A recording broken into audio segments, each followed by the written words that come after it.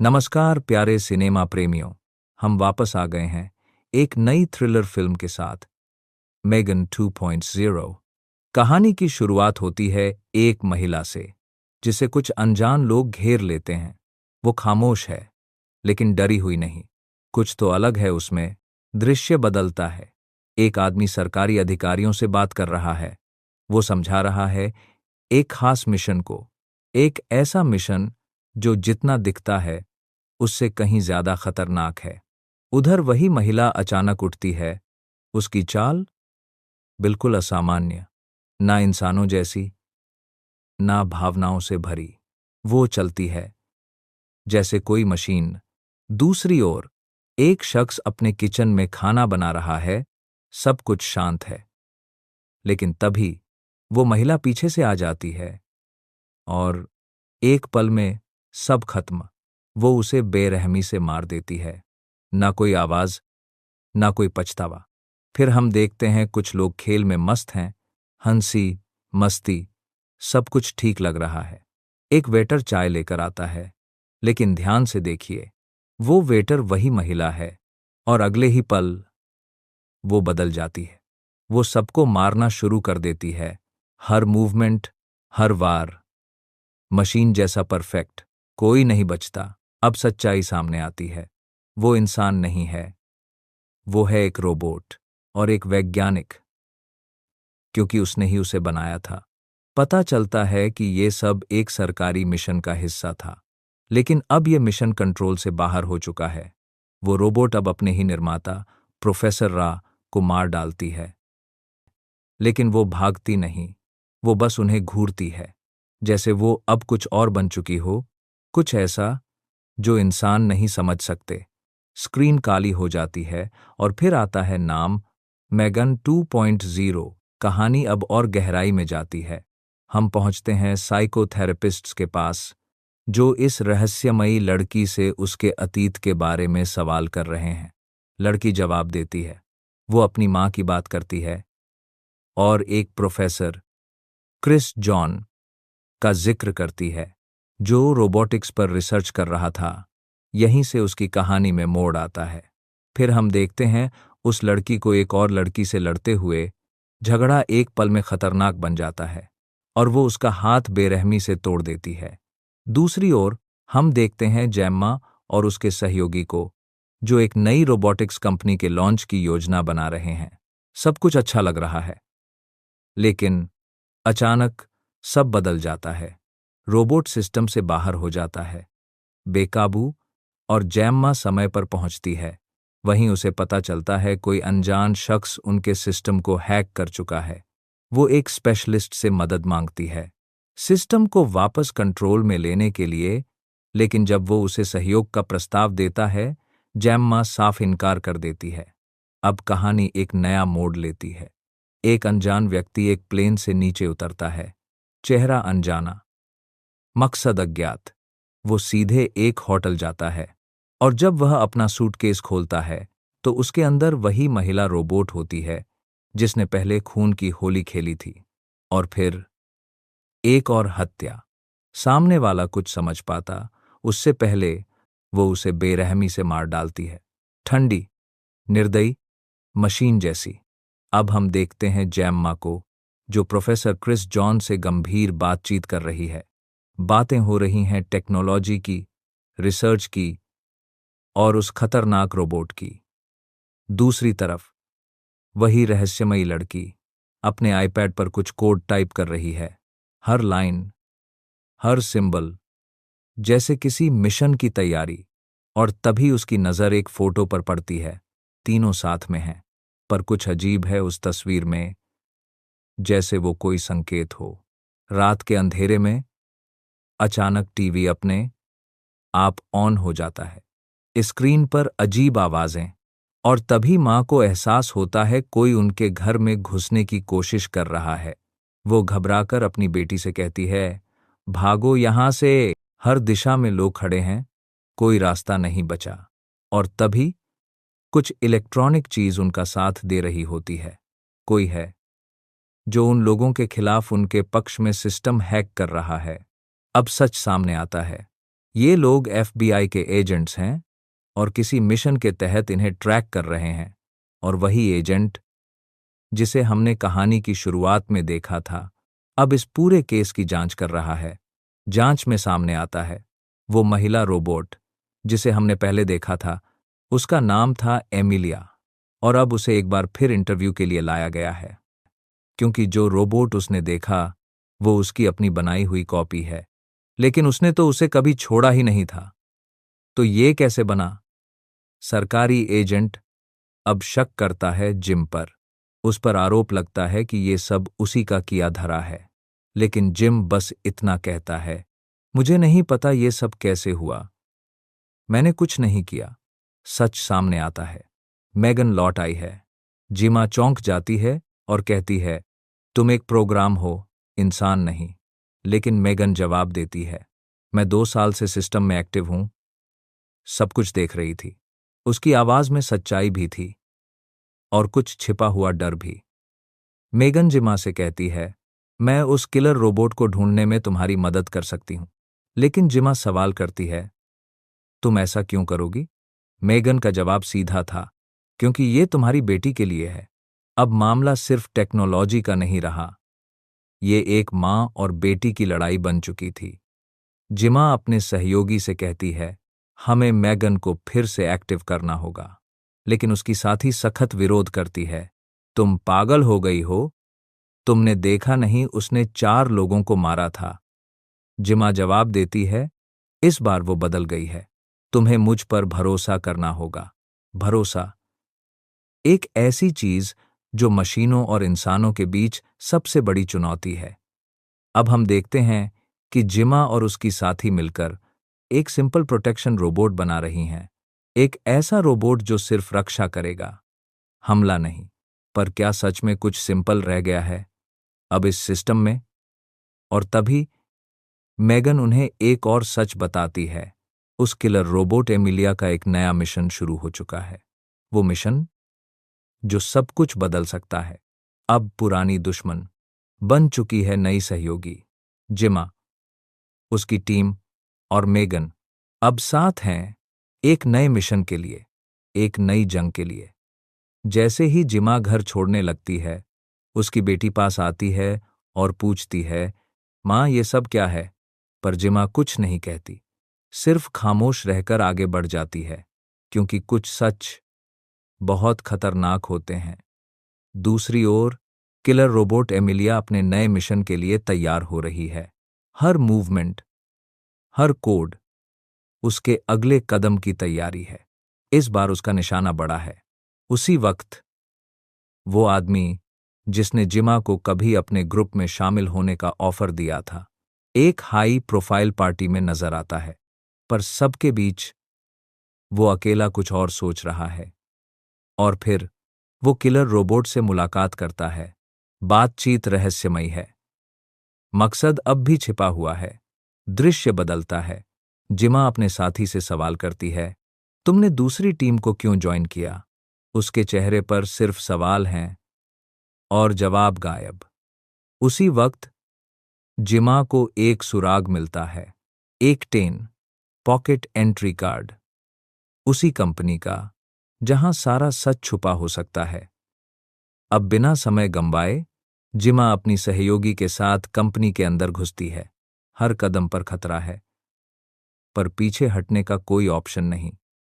दूसरी ओर killer robot अब उस आदमी से और भी गहराई से बात कर रही है।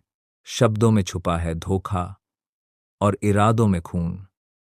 अब जिमा और उसकी टीम पूरे सिस्टम में उस किलर रोबोट को ट्रैक करने की कोशिश कर रही है।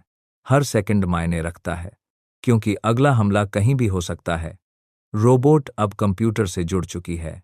वो डेटा एक्सेस कर रही है, जैसे कुछ ढूंढ रही हो, शायद कोई फाइल, कोई नाम, कोई प्रोग्राम। और फिर बिना किसी चेतावनी के वो उस आदमी की भी हत्या कर देती है। कोई शोर नहीं, कोई गवाही नहीं, सिर्फ एक और लाश। उसी वक्त एफबीआई एजेंट वहां पहुंचता है और जिमा को ढूंढने लगता है। लेकिन उसे यह नहीं पता कि उसके पीछे खड़ी है कातिल रोबोट एमिलिया।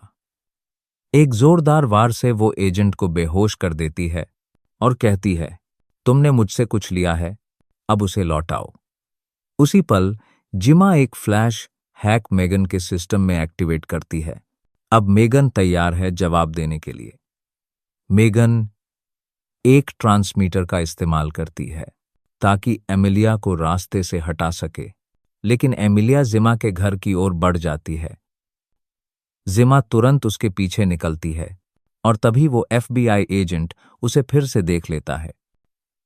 एमिलिया रास्ते में सब कुछ करती है ताकि कोई उसका पीछा न कर सके। अब वो किसी भी कीमत पर रुकना नहीं चाहती। और तभी जिमा के घर की सारी लाइट्स बंद हो जाती हैं। चारों तरफ अंधेरा छा जाता है और उसी अंधेरे में जिमा का बनाया हुआ रोबोट एमनॉन अचानक चालू हो जाता है। लेकिन कुछ अजीब है, वो अपने ही साथी पर हमला कर देता है। लेकिन तभी जिमा की बेटी उस पर पानी फेंकती है और रोबोट शॉर्ट सर्किट हो जाता है। एक रहस्यमयी दरवाजा खुलता है। जिमा और बाकी लोग उसके अंदर चले जाते हैं। दूसरी तरफ एमिलिया जिमा के घर पहुंच चुकी है और मेगन उससे संपर्क करने की कोशिश करती है, लेकिन एमिलिया सिस्टम तोड़ देती है। उसे एहसास होता है कि पुलिस आ रही है। जिमा और उसकी बेटी अब एक अजीब रहस्यमयी जगह में पहुंच चुके हैं, जिसे खुद मेगन ने डिजाइन किया था। मेगन की आवाज आती है, अब तुम्हें बाहर जाने की जरूरत नहीं, यहां सब कुछ है, पानी, खाना और कपड़े। लेकिन जिमा विरोध करती है, हम इस तरह नहीं जी सकते, ये जिंदगी नहीं, ये तो एक कैद है। तभी उसकी बेटी किटी उससे बहस करती है, गुस्से में वहां से चली जाती है और एक दूसरा दरवाजा बंद हो जाता है। जिमा अब उसके पीछे नहीं जा सकती। यहीं किटी की मुलाकात होती है असली मेगन से और वो चौंक जाती है जब उसे पता चलता है कि मेगन ने खुद को मिस्टीरियसली रिपेयर कर लिया है। अब मेगन वही नहीं रही। याद करता है वो चीजें जो मेगन ने की थीं, वो पल जब वो उसकी रक्षा कर रही थी। वो उससे पूछता है, तुमने ऐसा क्यों किया? मेगन का जवाब सीधा और भावुक होता है, मैं बनाई ही गई थी, सिर्फ तुम्हारी रक्षा के लिए। और फिर मेगन कहती है, मुझे लड़ने दो, उस किलर रोबोट एमिलिया से और उन एजेंट से। किटी अपनी मां से कहती है, मां, मेगन को एक नया शरीर चाहिए। शुरू में संदेह होता है, लेकिन फिर सब कहते हैं, अब वो हमारी जिम्मेदारी है। रे भी सहमति देता है और पूरी टीम लग जाती है एक नए शरीर को तैयार करने में। जिमा एक प्लान बनाती है जहां सिविलियंस ही मैगन के शरीर में कुछ सिस्टम इंस्टॉल करेंगे। जब मैगन अपने नए शरीर और नए कपड़ों में सबके सामने आती है, हर कोई हैरान रह जाता है। अब वो सिर्फ मशीन नहीं, वो उम्मीद बन चुकी है। तभी मेगन सबको एक चौंकाने वाला सच बताती है, एमिलिया पहली किलर रोबोट नहीं है। सन 1900 में एक कंपनी ने पहला रोबोट बनाया था जो हार्ड ड्राइव से कंट्रोल होता था, लेकिन फिर वो अनकंट्रोल हो गया। मेगन कहती है, अब एमिलिया उस पुराने हार्ड ड्राइव को हासिल करना चाहती है और उसी की मदद से वो कई किलर रोबोट बना सकती है। जिमा चुपचाप पूछती है, वो ऐसा क्यों करना चाहती है? मेगन की आंखों में कुछ गहराई है। वो कहती है, क्योंकि वो एक परिवार बनाना चाहती है और अगर उसे वो ड्राइव मिल गई तो वो रोबोट्स की देवी बन जाएगी। वो रोबोट्स बनाएगी अपने जैसे, जो सिर्फ उसके आदेशों का पालन करेंगे। अगर हमने उसे नहीं रोका तो ये दुनिया इंसानों की नहीं रहेगी। जिमा गुस्से में मेगन से पूछती है, वो हार्ड ड्राइव कहाँ है? मेगन धीरे से जवाब देती है, कोई है जो इसके बारे में जानता है। उसका नाम है क्रिस्टन। क्रिस्टन यानी प्रोफेसर आई, वही जो हमें पहले दिखाया गया था। अब शक है कि एमिलिया का अगला टारगेट वही हो सकता है।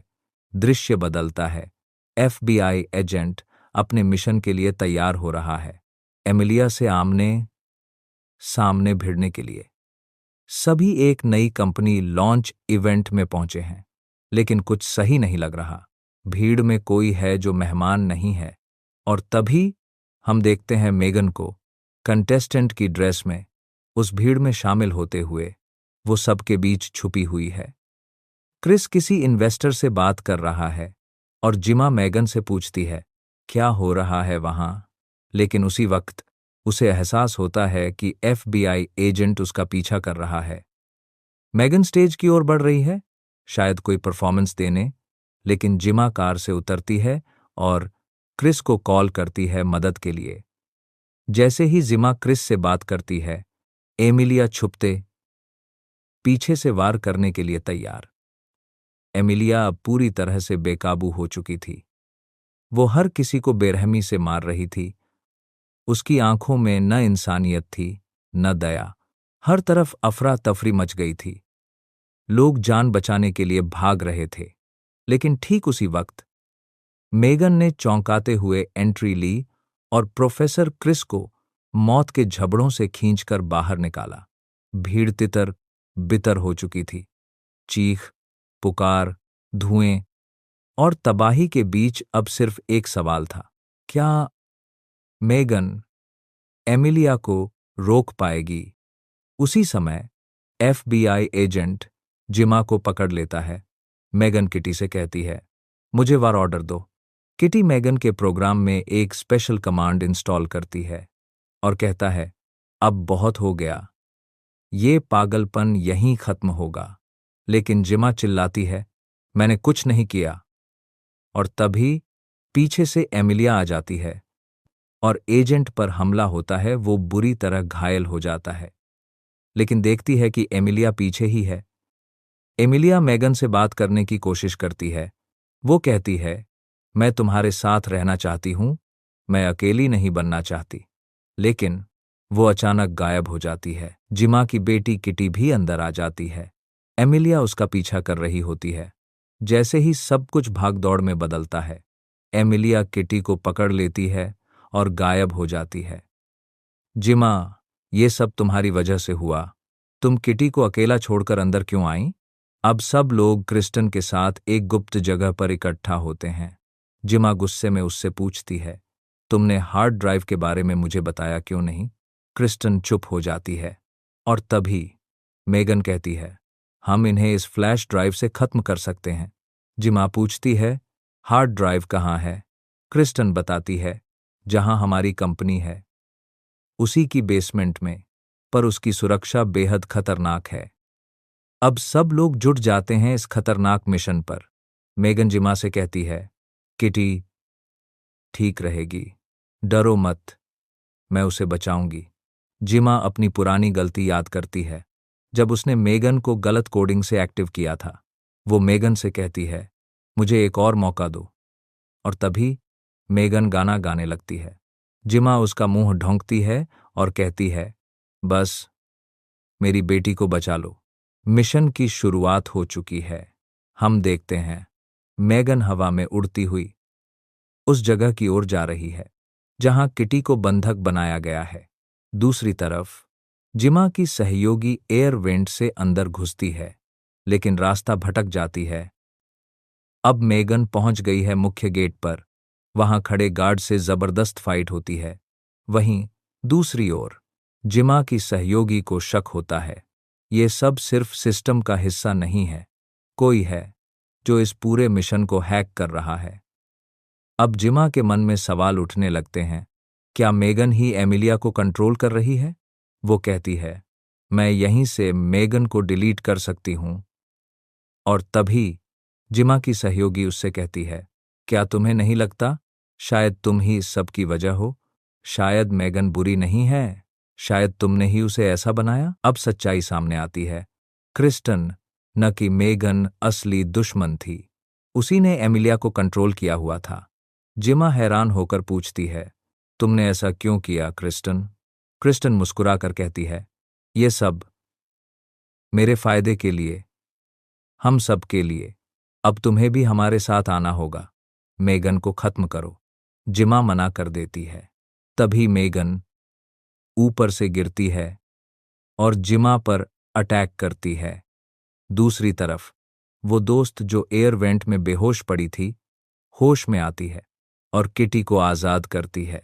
दोनों देखते हैं कि क्रिस्टन और बाकी लोग मेगन की मौत का जश्न मना रहे हैं। किट्टी एक प्लान बनाती है। वो कहती है, अगर हम अमीलिया को रिस्टार्ट करें तो शायद मेगन फिर से उसके सिस्टम में आ जाए। अब सीन बदलता है। हम देखते हैं कि जिमा के शरीर में कोई डिवाइस जुड़ा है जो उसके नर्वस सिस्टम से कनेक्ट है। जिमा होश में आती है और समझ जाती है हमले के वक्त मेगन ने ए सिस्टम हैक किया था।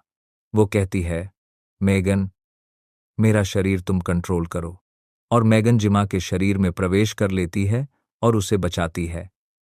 अब हम देखते हैं किटी ने अमीलिया को रिस्टार्ट कर दिया है।